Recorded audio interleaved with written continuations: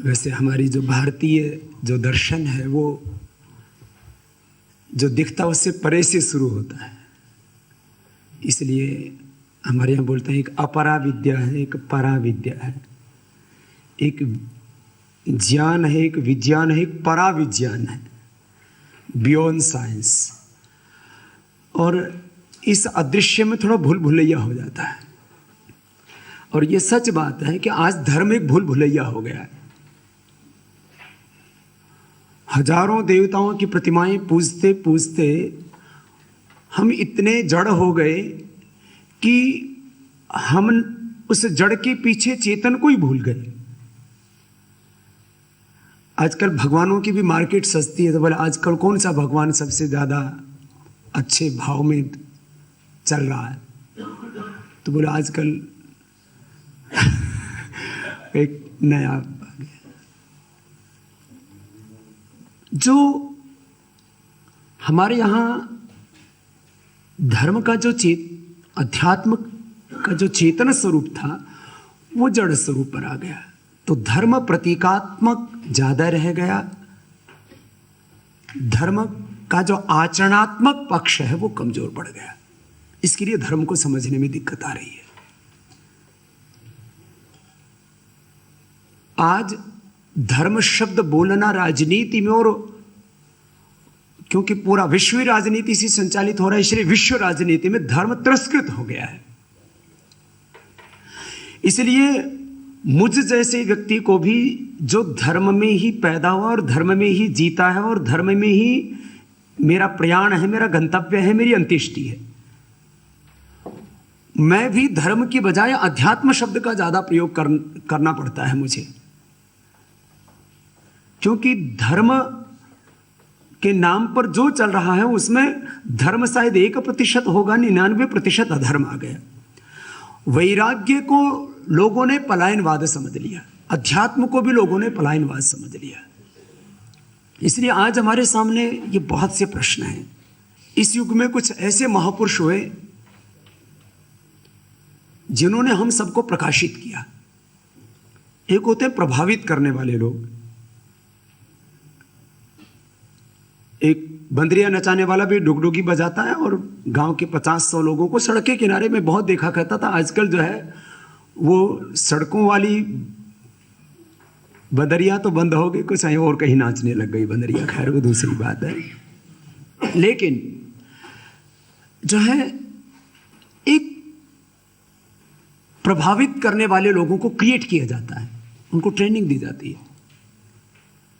जैसे इन पिछले 100 वर्षों में यह हुआ कि जो देश को जिन्होंने प्रकाशित किया था उनको हमने नेपथ्य में धकेल दिया, और जिनको प्रभावित करने वाला कहा गया या हमको उनसे प्रभावित किया जाता है। और इसका परिणाम यह हुआ कि जिन्होंने जनमानस को प्रकाशित किया था, ऐसे महामना मदन मोहन मालवीय जी हो, चाहे वो स्वामी श्रद्धानंद हो, चाहे वो स्वामी दयानंद हो, चाहे वो स्वामी विवेकानंद हो, चाहे वो जय कृष्णमूर्ति हो, चाहे वो महायोगी श्री अरविंद हो, इन सबको सत्ताओं ने ऐसे किनारे लगा दिया, एक तरह से अपराधी घोषित कर रखा है वर्तमान राजनीति ने उनको, कि वो प्रासंगिक नहीं है वर्तमान भारत के निर्माण के लिए। हम शुरू होते हैं वेद से, वेद दर्शन और हमारी सारी नीति ग्रंथ, चाहे आचार्य चाणक्य हैं, और वर्तमान में हम महामना मालवीय जी तक आते हैं। तो इन्होंने जो कुछ लिखा है अभ्युदय के बारे में, वो वेदों से लेकर के और वर्तमान तक। आदरणीय गोविंद जी ने भी उस बात को कहा कि विकास केवल मनुष्य पर केंद्रित हो गया, और मनुष्यों में भी सत्ता, संपत्ति और व्यवस्था पर जो काबिज लोग हैं उनके लिए विकास की बात होने लग गई।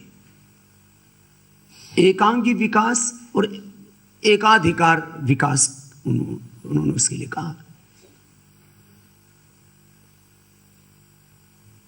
मालवीय जी कहते हैं कि देश के थोड़े से मनुष्यों को सुख प्राप्त होने से देश का अभ्युदय नहीं हो सकता, वो देश का अभ्युदय नहीं कहा जा सकता।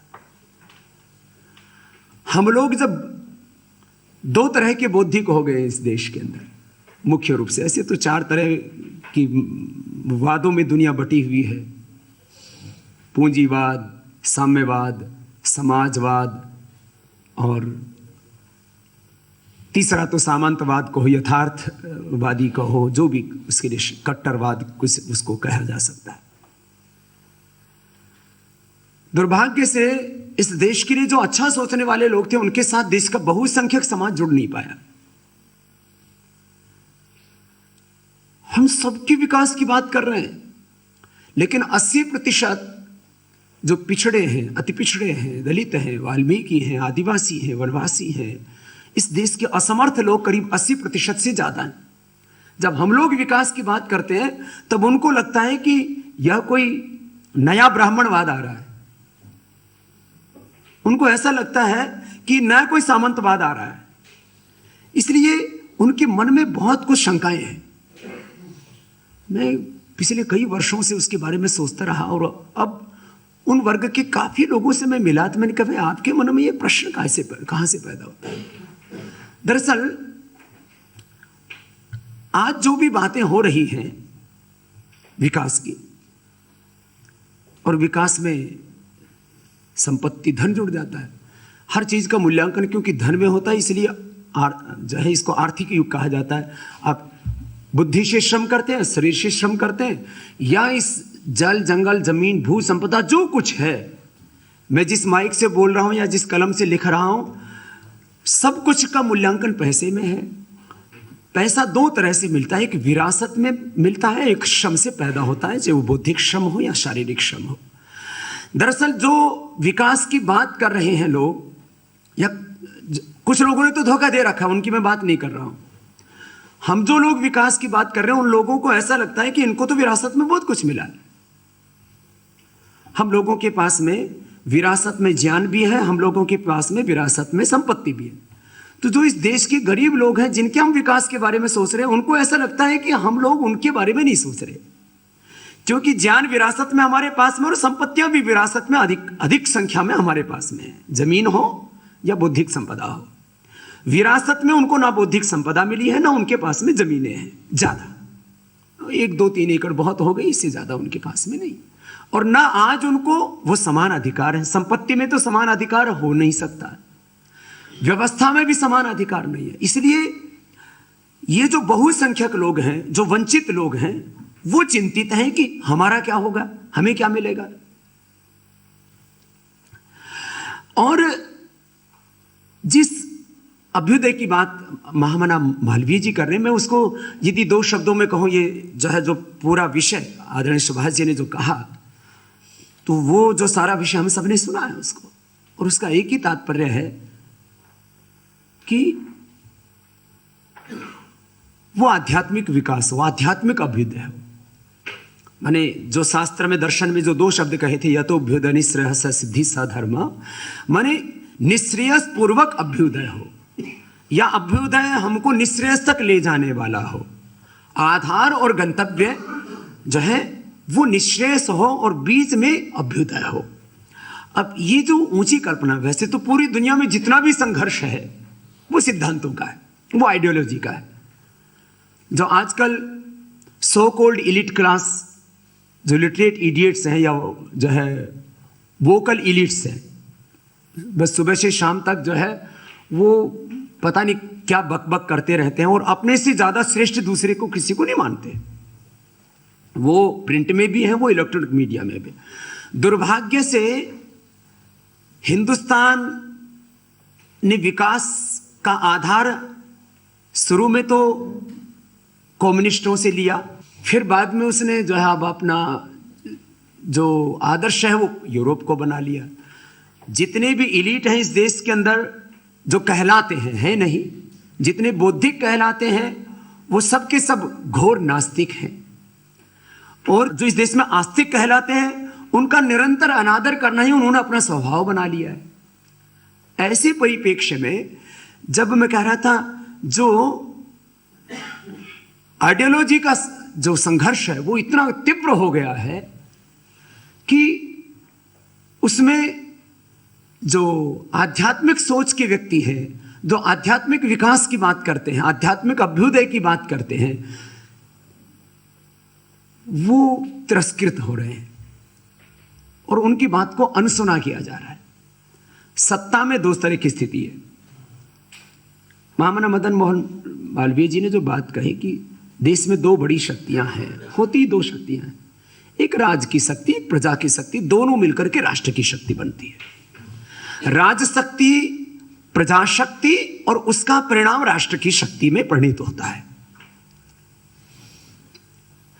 वर्तमान में जितने भी राजनीतिक दल हैं उसमें कुछ दलों के विचार अच्छे हैं, उनके आचरण अच्छे नहीं, और कुछ लोगों के ना विचार अच्छे हैं ना आचरण अच्छा है। लेकिन ये जितने भी ठगे हुए लोग हैं ये और अपने आप को ठगवाना चाहते हैं, और जो थके हुए हैं वो और थकवाना चाहते हैं जब तक इनके प्राण ना निकल जाएं। अंत्येष्टि होने पर ही शायद कुछ नया जन्म होने की संभावना दिखती है। अब ऐसी परिस्थितियों में जब हम ठगे हुए हैं और थके हुए हैं, और मैंने राज्य सत्ता के आचरण के बारे में आपको दो बात कही कि ऐसा लगता है इस समय जो है, हम स्वदेशी जागरण की बात करते हैं, हम गंगा की बात करते हैं, हम तो भारत और भारत की आत्मा की बात करते हैं और संपूर्ण भारतीय के समग्र भारतीयता की बात करते हैं, लेकिन जो सत्ता में आता है वो तुरंत जो है उसके आदर्श ही बदल जाते हैं, उसके मानक बदल जाते हैं, आइडियोलॉजी बदल जाती है। ये बात सत्य है कि भारत में न ज्ञान शक्ति की कमी है, न श्रम शक्ति की कमी है, न संसाधनों की कमी है। भारत का, अभी मैं 2-3 दिन पहले अखबार में पढ़ रहा था, पिछले कई वर्षों का दे रखा था कि कितना बौद्धिकों का पलायन होता है, तो अब बोला गया कि करीब 40% हमारे बौद्धिक यहां से बाहर चले जाते हैं। डॉक्टर्स, इंजीनियर्स, जो बड़े बड़े पेशेवर प्रोफेशनल्स लोग हैं, और पूरे विश्व में 80 से 90% विकसित देशों में, विकासशील देशों का बौद्धिक व्यक्ति वहां पर रहता है। माने सारी दुनिया की, अब क्योंकि सारा जो विकास है उसमें बुद्धि का बहुत बड़ा योगदान है, क्योंकि एक तरफ करोड़ों व्यक्ति की शारीरिक शक्ति और एक तरफ एक बौद्धिक शक्ति। अब करोड़ आदमी हाथों में हथियार तलवार लेकर के खड़े हैं, एक करोड़ों में से एक आदमी ऐसा, उसने वो बम बना लिया, वो सारों को वही मार देता है। ये युद्ध की बात है। ऐसे ही हर क्षेत्र में ऐसा ही हो गया। अब हम अपने भारत के सामर्थ्य के बारे में सोचते हैं तो हमको गौरव होता है। जो अतीत में था, जो अखंड भारत की हम बात करते हैं या भारत के मित्र देशों की हम बात करें, तो भारत का कितना वैभव था। आज भी भारत जो करीब 33 लाख वर्ग किलोमीटर में फैला है, मैंने उसके ऊपर एक भू संपदाओं पर, जैसे भाई बजाज जी कह रहे थे, तो एक बार अध्ययन किया, तो जो है उसका पूरा साहित्य मेरे पास में है, काफ़ी दस्तावेज सारे इकट्ठे किए मैंने चारों तरफ से, तो करीब 20,000 प्रकार की भू संपदाएं हैं। 90 का कॉमर्शियल ट्रेड होता है, उन्हीं का मूल्यांकन किया तो मैं तो 10 पर ही पूछा था, तो कीमत निकली उनकी 20,000 लाख करोड़। 125 करोड़ लोगों के पास में जितनी ताकत नहीं है, उतना हमारे देश के संविधान ने कुछ ऐसी व्यवस्था कर दी है कि प्रधानमंत्री को उतनी ताकत दे दी। एक व्यक्ति बनाम 125 करोड़, उतनी शक्ति है उसके पास। माने सारी भू संपदा, सारे संसाधनों के ऊपर वो जो है एकाधिकार है एक राजा का, प्रधानमंत्री का। अन्यायपूर्ण स्वामित्व, अन्यायपूर्ण समृद्धि, अन्यायपूर्ण वितरण, अन्यायपूर्ण उपभोग और अन्यायपूर्ण भागीदारी, इन 5 अन्यायों के कारण से सारा अन्याय या अधर्म या नाइंसाफी या जो कुछ जिसको हम देख करके दुखी हैं वो हो रहा है। अब ये सब देख करके ऐसा लगता है कि भारत में अब कुछ कहते हैं जी, अब जो भी आप देखा होगा, जो भी मुख्यमंत्री थोड़ा सा या प्रधानमंत्री थोड़ा सा भी अपने आप को समर्थ कहलाने के लिए कहा जाता है, आज जापान जा रहे हैं जी मुख्यमंत्री, आज चाइना जा रहे हैं जी, आज प्रधानमंत्री यूरोप जा रहे हैं जी, आज वो वहाँ जा रहे हैं और वहाँ के लोगों से बात करेंगे, वहाँ के इंडस्ट्रियलिस्टों को बुलाएंगे, वहाँ की कंपनियों को बुलाएंगे, वहाँ की फैक्ट्रियों को बुलाएंगे, वहाँ के लोगों को बुलाएंगे, वो आकर के हमारे देश का उद्धार कर देंगे। ये मैं किसी एक राजनीतिक पार्टी के बारे में नहीं बात कर रहा हूं, सारे, और उनको हम अपना आदर्श मान लेते हैं। दुर्भाग्य ये है इस देश का कि ये प्रधानमंत्री बहुत अच्छा है, ये मुख्यमंत्री बहुत अच्छा है, और देखो इसको वहां के लोगों को बुला रहा है, वहां देश को उनसे लुटवाएगा। माने ये बहुत बड़ा प्रश्न है हमारे सामने। तो देश में अभाव किसी चीज का नहीं है, हमारे पास में जो है प्रबंधन ठीक नहीं है। अब दूसरी बात, उसको दूसरे शब्द में ये कहें कि राजशक्ति और प्रजा की शक्ति दोनों मिलकर के जो राष्ट्र की शक्ति बनती है। प्रजा तो इस देश की ऐसी है कि उसको बहुसंख्या में हम राष्ट्र के अभ्युदय के लिए लगा सकते हैं, मैं ऐसा मानता हूं। कुछ लोग अनादर की दृष्टि से देखते हैं कम पढ़े लिखे लोगों को, किसानों को या साधारण लोगों को।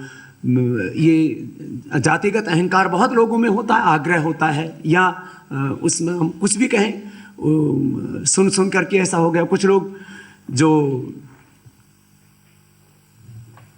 देश में दो तरह के बहुत ज्यादा संघर्ष हैं, जो वंचित लोग हैं, वो जो समर्थ लोग हैं, उनको सुबह से शाम तक कोसते रहते हैं कि इनकी वजह से हमारी ये दुर्दशा हुई है। और जो समर्थ लोग हैं, वो जो वंचित लोग हैं, उनके बारे में बहुत दया का, करुणा का या उनके लिए सम्मान का भाव उतना नहीं रखते अधिक संख्या में जितना रखना चाहिए। बोले ये इनका उद्धार कभी नहीं हो सकता। तो इस पूरे जब परिप्रेक्ष्य को देखते हैं तो एक बात समझ में आती है कि हिंदुस्तान में, जैसे कि इन्होंने कहा कि काला सफेद कब होगा, ये भी एक प्रश्न रहता है। पिछले 2-3 सालों में आंदोलनों का दौर चला, काला धन, भ्रष्टाचार, बलात्कार को लेकर के आंदोलन चले। सत्ता वालों ने कहा कि तुम्हारी ऐसी की तैसे हम बताएंगे तुम्हें आंदोलन कैसे करते हैं। सबकी डंडा परेड कर दी, सबकी तनख्वाह हमारी लेते हैं, डंडा हमारे पैसे से खरीदते हैं, हमको ही मारते हैं। और अब हमें इसमें एक नए राष्ट्र की खोज करनी है। तो मुझे तो ऐसा लगता है कि हो सके तो इन राजनीतिक पार्टियों को भी समझाया जाए कि भाई देखो, मुझे प्रजा की शक्ति में ज्यादा अविश्वास नहीं है। देखो, उसकी स्थिति तो 99% में अच्छी मानता हूं, उसमें 1% गुंडा आदमी 100 में से एक है मुश्किल से, उसको तो कुछ उसको सुधारा जा सकता है। बाकी तो देखो वातावरण को देख करके बदलते हैं। कुछ लोग कहते हैं जी वातावरण का कहां असर पड़ता है। देश का वातावरण, क्योंकि व्यवस्था ऐसी बन गई है कि वो ऊपर से चलता है और ऊपर से ही बहती है गंगा, कभी नीचे से बही नहीं। गलत लोगों को नियंत्रित किया जा सकता है। 1% से भी कम लोग बलात्कारी हैं, 1% से कम भ्रष्टाचारी हैं। वातावरण को देख करके फिर कुछ लोग खराब है। हम हिंदुस्तान के लोगों को देखते हैं, यूके, यूएसए, कनाडा में बाहर जाते हैं तो एक भी आदमी खिड़की से बाहर मुंह निकाल करके थू नहीं करता, थूकता नहीं, जहां देखता वहीं मूतता नहीं। वो वहां जाकर के सुधर जाता है क्योंकि वहां का वातावरण देख लेता है, और वहां वाला यहां आके बिगड़ जाता है। हर चीज राजनीति से नियंत्रित होती है। हमारे घर में टूटी में पानी आ रहा है, राजनीति से आ रहा है। हमारे बच्चे हम पैदा कर सकते हैं, उसके बाद बनेंगे क्या, राजनीति तय करती है। तो बच्चे में हमारा योगदान क्या है? आपने आप पुरुष का एक स्पर्म लगा, मां का एक ओवम लगा, मां ने 9 महीने अपनी कोख उसके लिए दी। उसके बाद में वो बच्चा वैसा बनेगा जो वातावरण बनाएगा उसको। वातावरण उसको जो है एक मिलता है संस्थान में, एक मिलता है समाज में, और ये सारी चीजें नियंत्रित होती है राज्य से। इसलिए सुखस्य मूलम धर्म, धर्मस्य मूलम अर्थ, अर्थस्य मूलम राज्यम, राज्यस्य मूलम इंद्रियज, इंद्रियजस्य मूलम विनय, विनयस्य मूलम वृद्धोपसेवा। यहां वृद्ध का अर्थ बुढ़े नहीं है। बुढ़े का अर्थ मतलब लोग ये समझते हैं रिजेक्टेड नहीं होता। वृद्धु, वृद्धों से वृद्ध शब्द बनता, माने जो वृद्धि को प्राप्त हैं, जो ज्ञान वृद्ध हैं, अनुभव वृद्ध हैं, जिनका संकल्प बहुत ऊंचा है, तब बहुत ऊंचा है। तो ये जो व्यवस्था थी ये खंडित हो गई। हम लोगों ने सुखस्य मूलम धर्म, धर्मस्य मूलम अर्थ, अर्थस्य मूलम राज्यम, और राज्यस्य मूलम इंद्रियज, और इंद्रियजस्य मूलम विनय, और विनयस्य मूलम वृद्धोपसेवा। महामना मदन मोहन मालवीय जी ने जो सोचा था, अब ये कब का लिखा हुआ लेख होगा? 1907 का। अब देखिए आप, 105 वर्ष हो गए। 105 वर्ष पहले जो लिखा था वो 100% आज प्रासंगिक है। इसको कहते हैं आप्त पुरुष। स्वामी श्रद्धानंद जी आप्त पुरुष थे। स्वामी विवेकानंद, महर्षि दयानंद मालवीय जी आप्त पुरुष थे और उन्होंने अपनी चीजों को आकार दिया। स्वामी श्रद्धानंद जी जो चाहते थे, मालवीय जी जो चाहते थे, उन्होंने जमीन पर उतार के दिखाया उन चीजों को। उसका 100% सफल मॉडल हमको दिया। ये खाली बौद्धिक चीजें नहीं थी, ये वाक विलास नहीं था, खाली सपना नहीं था, उन्होंने उनको आकार दिया गुरुकुल कांगड़ी विश्वविद्यालय बना करके और काशी हिंदू विश्वविद्यालय बनाकर। मुझे तो बड़ा दुख हुआ, एक बार तो यही चल गया कि हिंदू विश्वविद्यालय का नाम भी बदल दो। बड़ा विचित्र है इस देश के अंदर। आज भी जो हम लोग ये मान बैठे हैं कि हमारा देश कमजोर है किसी राष्ट्र से, मैं इसको नहीं मानता हूं। तथ्य, प्रमाण, तर्क, आंकड़े पूरे लॉजिकली मैं इस बात को कहता हूं। देखो, आज पूरी दुनिया में सबसे ज्यादा शक्तिशाली अमेरिका को माना जाता है। अमेरिका के ऊपर प्रत्यक्ष रूप से 1000 लाख करोड़ का, परोक्ष रूप से 2000 लाख करोड़ रुपए का कर्ज है। आपने पिछले दिनों देखा, पता नहीं क्यों, अच्छा इन चीजों को अनसुना कर देते हैं हम लोग सुन करके भी। दुनिया का सबसे कर्जदार देश अमेरिका है। प्रोफेसर कैल्डोन में 1955-56 में जब ब्लैक मनी का वो एस्टिमेट किया जीडीपी में, तो उन्होंने कहा है 2 से 4% है। 1970-71 में वांचो कमेटी ने जब कहा तो बोले 7% हो गया है। जब ये आगे बढ़े 1980 के में national institute for public finance and policy, उसने जब कहा तो कहा कि ये 17 से 21% हो गया है। उसके बाद में हमारे प्रोफेसर अरुण कुमार और दूसरे अर्थशास्त्रियों ने 1995-96 में अनुमान लगाया तो बोले जीडीपी का ये 40% है। अब सभी कहते हैं 50% हो गया, माने 50% हो गया। जीडीपी का 50% माने पैरेलल हो गया है अब ये ब्लैक मनी। अच्छा, इसका कहते हैं कि 10 से 16%। फाइनेंशियल इंटीग्रिटी जो है वो मानता है, ग्लोबल फाइनेंशियल इंटीग्रिटी, वो कहता है कि करीब 16%। भारतीय अर्थशास्त्री मानते हैं कि 10% बाहर जाता है। अभी तक जो गया है वो करीब 100 से 150 लाख करोड़ रुपए बाहर जा चुका है। अब 100 से 150 लाख करोड़ रुपए जो बाहर गया तो देश में कितना रह गया? 90%। 90% जो देश में रह गया उसकी कीमत कितनी है? 900 से 1350 लाख करोड़ रुपए। कुल मिलाकर के 1000 से 1500 लाख करोड़ रुपए की काले धन की अर्थव्यवस्था हमारे खड़ी हो चुकी है। ये सोचते भी ये इतना है तो दिखता क्यों नहीं है? ये गोल्ड में, ये लैंड में, ये माइनिंग में, ये ड्रग्स में, ये पॉलिटिक्स में, इसके मैंने 10 सेक्टर बताए हैं जहां पर ये काला धन लगा हुआ है। और इसका आज वर्तमान में भारत की अर्थव्यवस्था जो ये मानते हैं कि ये करीब 100 लाख करोड़ रुपए की, वो भ्रम में है। आज भी देश की अर्थव्यवस्था करीब 1000 लाख करोड़ रुपए की है। फिर यदि ये काला धन हमारा, यदि इसको जैसे कहते हैं कि जो अनअकाउंटेड है, वो अनविजिबल है, जो दिखता नहीं है तो सही। अब एक आदमी के पास में बता रहा है कि मेरे पास में 1 किलो सोना है, लेकिन है उसके पास में 1000 किलो सोना। अपनी कम से कम ऑफिशियल जीडीपी 100 लाख करोड़ रुपए की। अब अपने यहाँ कितने गद्दाफी होंगे उसके बारे में सोच सकते हैं। उस अकेले के पास में 10 लाख करोड़ रुपए तो मिल चुका है अभी तक, जो कनाडा में, अमेरिका में और ब्रिटेन में जो उसने संपत्तियां खरीद रखी थी, 10 लाख करोड़ रुपए तो उसका मिल चुका है। भारत में जितने बैठे हैं, मैं आपको गारंटी से इस बात को कहता हूं कि इन्हीं लोगों का, कुछ 5-10 लोगों का ही कम से कम 100 लाख करोड़ रुपए से ज्यादा का है। 100 लाख करोड़ रुपए से हमारे जो आप कहेंगे निकलेगा कैसे? खाली एक इकोनॉमिक ट्रांसपेरेंसी की जरूरत है। अब इसको कौन बनाए? इसको कोई लागू नहीं करना चाहता। हमने इतनी सी तो बात कही कि भाई बैंकों के अंदर संपत्ति की गोपनीयता का प्रश्न क्या है? भाई जब आपकी और हमारी संपत्ति के बारे में 100% जानकारी ली जाती है, हमारे पास में यदि 1 लाख रुपए भी है तो सरकार हमको पूछती है कि आपके पास आया कहां से, सोर्स बता दो। हमने इतना सब पूछ लिया कि भाई एफडीआई में तुम, एफडीआई और एफएफआई के माध्यम से तुम 20 लाख करोड़ रुपए लेकर के आए, जिसकी आज कीमत करीब 100 लाख करोड़ रुपए, तो वो इसके मालिकों के नाम बता दो। उन्हीं लोगों की और दूसरी इलीगल मनी, इलीगल एसेट्स के रूप में, गोल्ड के रूप में, लैंड के रूप में, तमाम जगह उसका दूसरा इन्वेस्टमेंट मिलेगा। एक कहते हैं भाई वो की है उसकी, सारा मिल जाएगा। तो एक चीज ये तो पहले भी कर सकते थे, सबको पता है इस बात का, आज भी कर सकते हैं, लेकिन कोई करके राजी नहीं। अब बात यह है कि ये काला धन तो खाली एक चीज से आ सकता है। एक एक चीज की करने की जरूरत है। एक चीज का प्रभाव लेकिन बहुत लंबा होता है, बहुत गहरा होता है। कि हम खाली इतना ही कर दें कि संपत्ति की गोपनीयता भारत में नहीं रहेगी, बैंकिंग सीक्रेसी लॉज खत्म होंगे, और जो भी एफडीआई और एफआईआई में लेकर के आए उनको भी अपने मालिकों का नाम बताना पड़ेगा। ना बताएं तब भी ठीक है, जब्त कर लो तो भी करीब 100 लाख करोड़ मिल जाएंगे, और बता दें तब तो पूरा का 1000 लाख करोड़ ही मिल जाएगा। 100 लाख करोड़ भी मिल जाता है तो हमारा हिंदुस्तान के लिए पर्याप्त है।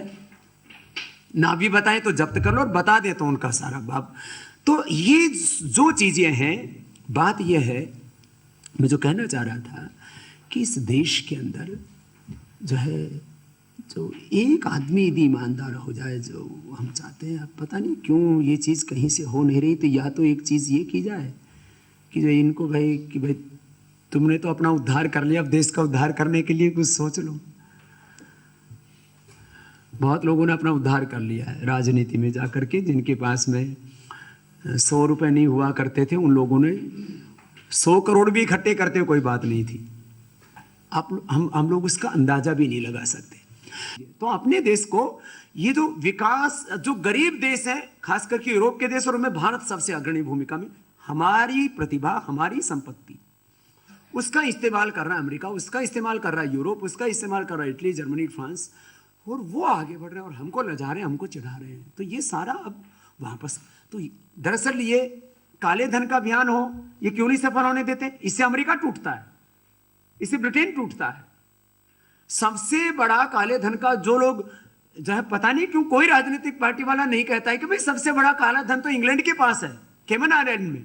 सबसे बड़ा जो है वो काला धन तो डेलावेयर में, अमेरिका में, 2 सबसे बड़े काले धन। वहां आप 10 लाख करोड़ ले जाइए, 16 लाख करोड़ ले जाइए, आपसे पूछते ही नहीं है कि आप कहां से पैसे लेके आए अमेरिका के अंदर।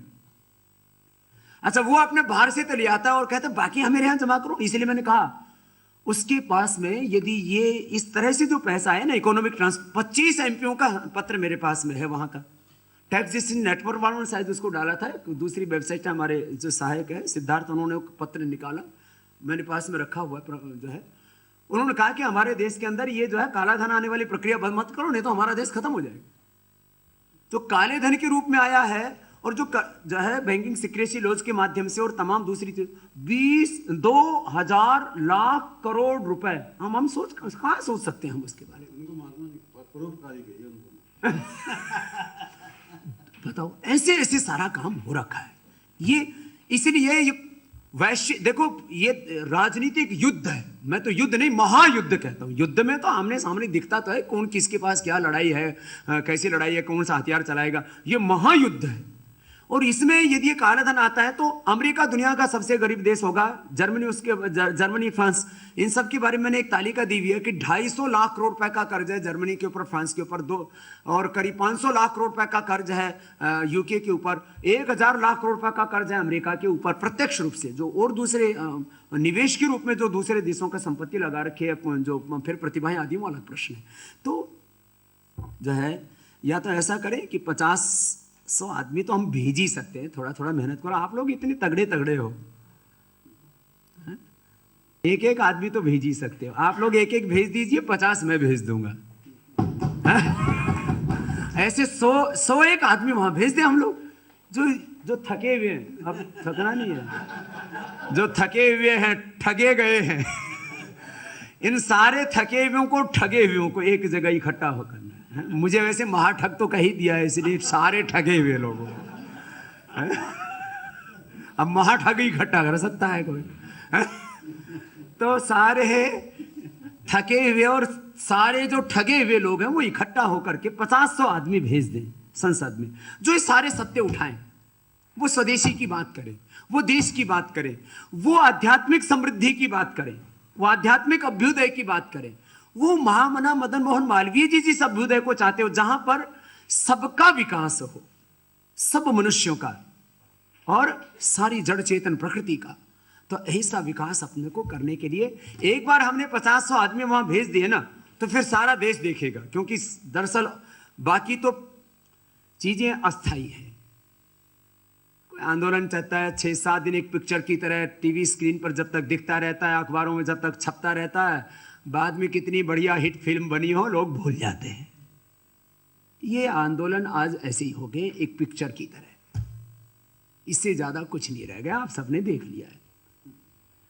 तो भाई अब जो है पिक्चर देखने का नहीं, अब तो जो है ना तकदीर और तस्वीर बदलने का समय है। हमने अब वहां से स्थायी दिखता है, जो संसद में 5 साल तक शोर मचता रहेगा, कुछ ना कर पाए हम और देश को हकीकत से रूबरू करा दे। दसवीं भ्रम इतना फैला दिया है कि भारत तो शक्ति विहीन राष्ट्र है, इसमें कुछ नहीं है। कहते हैं 4 रुपए में हम तुमको खाना खिलाएंगे और तुम हमको वोट दे दो। उसका नाम रखा अन्नश्री योजना। मैंने उसको कहा, मैंने कहा ये अन्नश्री योजना नहीं है, गरीबों की अपमानश्री योजना है। क्या हो रहा है देश को? 600 रुपये में हम तुम्हें खाना देंगे, फिर कैश देंगे। अब ये ऐसे ही करते हैं सारा, फिर इधर उधर कर देते हैं। तो भाई हमारे देश में देखो, पॉलिटिकल सिस्टम हमारा जैसा भी टूटा फूटा है, ठीक ठाक है, उसको हम और ठीक कर सकते हैं। जैसे अमेरिका में कोई जैसे सरकार बदलती है तो तीनों चीजें बदल जाती है। वहां जैसे ही विधायिका बदलेगी, न्यायपालिका भी बदल जाती है, कार्यपालिका भी, जज भी चुने जाते हैं। हिंदुस्तान में तो हम सोच भी नहीं सकते इसके बारे में अभी। वहां सारे IAS IPS ऑफिसर्स के नाम पर जो उनके जो सारा स्टाफ काम करता है प्रेसिडेंट का, वो सब कुछ चेंज हो जाता है। हमारे यहाँ पर खाली सरकार बदलती है तो खाली एक ही बदलता है कि मुख्यमंत्री कौन, प्रधानमंत्री कौन होगा या मुख्यमंत्री कौन होगा। फिर उसको दरअसल ये ताकत दी हुई है कि वो, हमारे यहाँ सरकार नहीं बदलती कभी भी, पार्टियां बदलती है। हमारे यहाँ बोल देते सरकार, सरकार कहाँ बदली? सरकार में तो 3 चीजें हैं, एक विधायिका है, एक कार्यपालिका, एक न्यायपालिका। तो ऊपर से जो खाली विधायिका बदलती है, न्यायपालिका कार्यपालिका वैसी की वैसी रहती है। बस इसमें इतना है कि वो हमारे यहाँ पर विधायिका को इतनी ताकत दी हुई, अपने ढंग से वो जो है न्यायपालिका की व्यवस्था कर लेता है और अपने ढंग से वो कार्यपालिका की व्यवस्था कर। और कार्यपालिका की हालत यह है कि ऊपर से आदेश आता है, वो करना पड़ता है। संविधान और कानून में क्या लिखा है, इसलिए मैंने तो कई बार कहा है इस देश में संविधान और कानून बदल दो, जो कह दोगे जो ऊपर से सत्ता कहेगी वो करेंगे। तो इस देश में बदलाव की अभी एक ही संभावना है कि ऊपर से यदि बदलाव लाए तो हम चीजों को ठीक कर सकते हैं। जो उन देशों ने कई वर्षों के, सदियों के संघर्ष से अर्जित किया, वो हम प्राप्त कर सकते हैं। तो एक है सपना और एक है उसका साकार होना। तो हम यदि आज उनकी सार्ध सदी के ऊपर हम उस महामना को, जिनका हम इतना एक तरह से वैश्विक मन के साथ उन्होंने अपने आप को आत्मसात कर लिया था, समष्टि के साथ, उनको हमारे यहाँ पर महामना कहा जाता है, जिन्होंने समष्टि के साथ से उनको आत्मसात कर लिया है। तो ऐसे उस महामना को हम यदि दिल से, हृदय से अनुराग करते हैं, या उनके सपनों का हम भारत बनाना चाहते हैं, उनको हम अपना आदर्श मानते हैं। आदर्शों का अब तो टूटा ही पड़ गया है, अब तो हमें अतीत के ही आदर्शों को सामने रख करके चलना पड़ेगा। चाहे वो महामना मदन मोहन मालवीय जी हैं, श्रद्धानंद जी हैं, स्वामी विवेकानंद जी हैं, दयानंद जी हैं, इन्हीं को, चाहे श्रद्धेय गुरु जी हैं गोलवलकर जी, चाहे जो है आचार्य श्याम शर्मा जी जो वर्तमान युग में कुछ महापुरुष और काम करके गए, चाहे श्री अरविंद हैं। मुझे तो ऐसा लगता है कि आदर्शों में भी हमको वर्तमान में दिक्कत आ रही है, इसलिए उन अतीत के आदर्शों को, 2 ही चीज़ें हमारे सामने होती हैं, एक अतीत होता है, एक वर्तमान। भविष्य तो उसका परिणाम होता है। तो अतीत तो हमारा बहुत गौरवशाली है, इसमें कोई शंका नहीं है, अब प्राचीन का भी और जो है जो कुछ अभी पीछे घटित हुआ ये भी। वर्तमान में हम लोग, भूमिका हमारी है, क्योंकि वो अतीत भूमिका नहीं निभा सकता, वो एक आधारशिला बन जाता है। हर अतीत एक आधार बन जाता है, वो नींव बन जाता है। वर्तमान निर्माण का कार्य होता है और भविष्य उसका परिणाम लाता है। तो आप सब इतने सब प्रबुद्ध जन यहाँ पर हैं और आप जो कुछ मंथन कर रहे हैं, मुझे लगता है वो ज़मीन पर उतरना चाहिए। और जब तक ज़मीन पर नहीं उतरेगा तो हमारी एक संगोष्ठी जो है वो गुरुकुल कांगड़ी विश्वविद्यालय की सीनेट भीतर के कितने का हॉल है, इसी के अंदर सिमट के रह जाएगी। तो हम लोगों को जो कुछ हम करें वो चरितार्थ होना चाहिए, और चरितार्थ होने के लिए जो है बहुत लोगों के दिलों में जो है ना जोश है, जुनून है, क्रांति के बुलबुले चारों ओर से हिंदुस्तान में उठ रहे हैं, लोग तिलमिला रहे हैं, और इतना एक विद्रोह, एक बगावत मैं पूरे देश में देखता हूँ। लेकिन उस बगावत को, उस विद्रोह को जो एक दिशा मिलनी चाहिए समग्र रूप से, वो अभी नहीं मिल पा रही है। और थके हारे लोग बैठे हैं, ये आपके लिए नहीं कह रहा हूँ, मैं खुद में उसमें आपके साथ में सम्मिलित कर लेता हूँ, आपको खुशी होगी उससे। और हम सारे देश के लोगों से मैं मिलता हूँ, सभी लोग इस बात को कहते हैं। मैं पीछे धर्माचार्यों की बैठक में गया अहमदाबाद में, सब कहते हैं जी हमारे साथ धोखा हुआ, हमारे साथ विश्वासघात हुआ। संघ के कार्यकर्ता मिलते हैं, वो कहते हैं हमारे साथ में धोखा हुआ, विश्वासघात हुआ। अच्छे ईमानदार राजनीतिक कार्यकर्ता मिलते हैं, वो भी कहते हैं हमारे साथ धोखा हुआ। मैंने कहा तुम सारे ठगे हुए लोग इकट्ठे क्यों नहीं हो जाते? अच्छा वो ये मोह भी हो गया है, जाना में धर्मम न चमेन प्रवृत्ति, जाना में अधर्मम न चमेन वृत्ति, फिर तो धृतराष्ट्र बन गए हम लोग। ये हो रहा भाई, ये तो ठीक नहीं है ना। अब जो है धृतराष्ट्र शायद आंखों से अंधा था, हम लोग आंखें होते हुए भी उतत्व पश्यन् न ददर्शमेन उतत्व श्रवन् न श्रुतेन। तो ये जो चीज है मुझे लगता है आप लोग, मैं तो आप लोगों के बीच में इसीलिए आया कि मुझे लगता है कि मुझे अपनी जमात के कुछ लोग और मिल जाएंगे।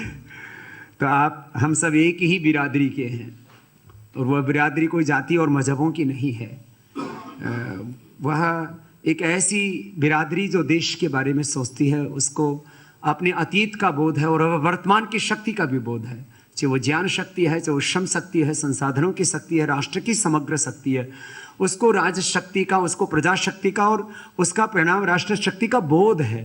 और इस पूरे परिप्रेक्ष्य में जो है एक समग्र चिंतन, माने ऐसा ऊंचा चिंतन किसी देश के महापुरुषों का नहीं रहा। मेरे से जैसे अभी बात कर रहे थे कि देश हमारा ही महान है, वो तो सब जो भी जिस देश में पैदा होता है उसको कहता है। देखो मेरे मन में भी ये विचार आया कि भाई सब महापुरुष भी जिनको हम उच्च आध्यात्मिक महापुरुष बोलते हैं ना, वसुधैव कुटुंबकम, तो फिर तो उनको ये नहीं कहना चाहिए भारत के उदय में विश्व का उदय होगा, ये भारत दुनिया का सबसे पवित्र देश, भगवान की भूमि, ऐसा बोलते हैं श्री अरविंद भी इसको। मैंने सोचा कि अरविंद भी इसको ऐसा क्यों कहते हैं, तो इसके पीछे कुछ तत्व होगा। तो ऐसा सोचने पर यही पता लगा कि जो है सृष्टि के आदि से लेकर के अब तक जो भी घटनाक्रम हुआ है, तो इस भारत की भूमिका हमारे मस्तिष्क जैसी है। जैसे अपने शरीर में सबसे ऊंचाई पर मस्तिष्क है, हाथों में बहुत शक्ति है, पैरों में बहुत शक्ति है, हृदय में बहुत शक्ति है, लेकिन सबसे ऊंची ज्ञान शक्ति है। तो पिंड में कोई पक्षपात नहीं है, हाथों का, पैरों का, पेट का, हृदय का अपना अपना एक स्थान, उसकी एक अपनी भूमिका है, बहुत बड़ी भूमिका है उसकी। लेकिन मस्तिष्क की भूमिका बहुत बड़ी है। तो जैसे पिंड में मस्तिष्क की भूमिका है, वही ब्रह्मांड में भारत की भूमिका है। संसाधनों की दृष्टि से कोई ऊंच नीच हो सकता है, जमीन की दृष्टि से कालखंड के साथ खंडित हो सकता है कोई राष्ट्र, लेकिन ज्ञान शक्ति अखंड रहती है और उसी से कोई राष्ट्र आगे बढ़ता है। तो आप सब प्रबुद्ध जनों को जो अपने राष्ट्र के लिए बहुत कुछ करने के लिए संकल्पित हैं और जिस अभ्युदय की कामना महामना मदन मोहन मालवीय जी ने की, वो अभ्युदय कि विकास केवल मनुष्यों का ना हो और मनुष्यों में भी केवल 1% या कुछ चंद ताकतवर लोगों का ना हो, जिसमें सबका विकास हो सके और सब लोग खुशी से जीवन जी सके। और फिर ये जो आंकड़ों में कई बार, अब दुर्ग सिंह जी कह रहे थे कि आंकड़े सुनते हैं तो कई बार बहुत डर लगता है, वास्तव में डरावने ही आंकड़े, वो हकीकत है, उससे हम आंख नहीं चुरा सकते, लेकिन ये आंकड़े और ये इतिहास सब कुछ बदल सकते हैं हम लोग। तो आप सबको मेरा बहुत बहुत प्रणाम। आपने मुझे बहुत प्यार से सुना, आमंत्रित किया, मैं सबके प्रति कृतज्ञता प्रकट करता हूँ। और मैं ऐसा मानता हूँ कि हम सब के समष्टि मनों में, समष्टि आत्मा में एक ही संकल्प है। भाई सुभाष जी और गोविंद जी मुझसे मिले, उन्होंने कहा कि इस तरह से महेश जी मुझसे मिले और इस कार्यक्रम के लिए कहा, तो मैंने कहा मैं जरूर आऊँगा। आपको मेरे चेहरे पर तनाव देखते मैं छुपाते, अच्छा उनको वो फिर क्या कहते हैं, ये बाबा कैसा है, हम इतना इसको परेशान करते फिर भी दिखता नहीं है परेशान। अच्छा ये भी बड़ी विचित्र समझते, मैंने भाई क्या करिए, होते ही नहीं अंदर से है? मैंने कहा आप जो है अभी आप कभी करीब करीब हमको 200 करोड़ रुपए के नोटिस भेज चुके। तो कोई चीज को खत्म करना हो तो बोले संस्थान और संगठन को खत्म कर दो, परिणाम तो जो परिवर्तन है वो अपने आप ही खत्म हो जाएगा। मैंने कहा नहीं, हम नहीं खत्म होंगे, तुम कितना ही कर लो, हम लड़ेंगे हंसते हंसते। तो बहुत कुछ बदलना है, तो उस बदलने के काम में मुझे लगता है कि एक नया आयाम जरूर खड़ा होगा। समय भी अपने आप में एक अपनी भूमिका तय करता है। तो ये कालखंड बहुत परिवर्तनकारी कालखंड है, मैं ऐसा मानता हूँ, सब महापुरुषों ने ऐसा माना है। आप सबको मेरा हृदय से बहुत बहुत प्रणाम। बहुत आभारी हैं हम लोग महाराज जी, आप इतना समय निकाल कर हमारे बीच में आए, केवल उत्साह नहीं बढ़ाया, दिशा दी है। हम प्रयास करेंगे कि ये बातचीत यहाँ ना रुके और आगे बढ़े। एक बात तो तय है कि जो अभ्युदय पत्रिका महामना मालवीय ने 1907 में बसंत पंचमी के दिन शुरू की थी, अब उनके ये सार्ध शती का समापन हो रहा है, लेकिन हम लोग समापन नहीं करेंगे, हम इसमें से कुछ सूत्र निकालेंगे और अभ्युदय पत्रिका इस बसंत पंचमी से फिर से शुरू करेंगे। समझता हूँ स्वामी जी ने जो कुछ कहा उसके कहने के बाद आवश्यकता कुछ है नहीं। ये संयोग ही है, भगवान राम ने आने से पहले सब देवताओं को, भालू बंदरों, अभी शायद ये कुछ सोए हुए हैं जैसे विशेषण लगाए, लेकिन हमें विश्वास है जागेंगे और फिर से भगवान राम और रामदेव, शायद ये कोई संयोग क्रम होगा। हम सब आपका आभार के लिए हमारे पास शब्द नहीं है। आपने हम सब लोगों को आके प्रेरित किया, उसी काम को, जिस काम को आप कर रहे हैं उस काम के लिए हमको प्रेरित किया। आयोजन समिति की ओर से आपका भी और सबका बहुत धन्यवाद।